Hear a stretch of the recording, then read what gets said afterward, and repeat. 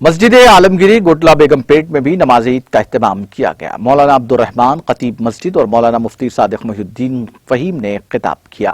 بعد ازاں میڈیا سے بات کرتے ہوئے خطیب مسجد نے تفصیلات سے واقف کروایا۔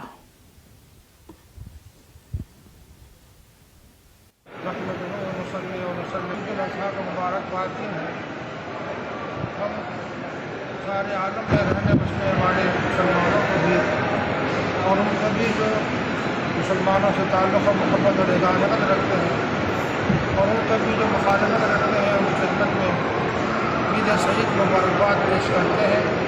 اللہ تعالیٰ ہم سب کو یہ عید ہماری باعث برکت بنائے، رحمتوں والی بنائے، ایسی ہزاروں خوشیاں ہزاروں رہیں گے۔ اللہ تعالیٰ ہمیں زندگی میں نصیب فرمائے، آمین یا رب۔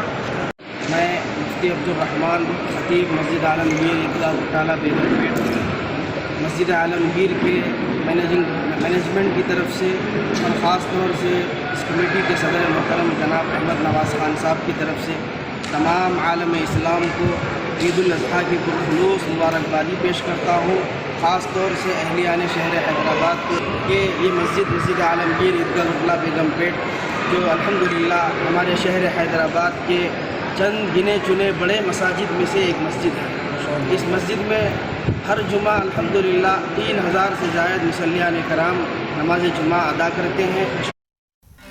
ناظرین، ہمارے ٹی ٹی وی نیوز کو سبسکرائب کریے، بیل آئیکن کو پریس کریے، شیئر کریے اور لائک کرنا نہ بھولیں۔ اور کسی ایڈورٹائزمنٹ سے متعلق جانکاری کے لیے ہمارے اس نمبر پر کانٹیکٹ کیجیے۔ ہمارا نمبر ہے 9550102020۔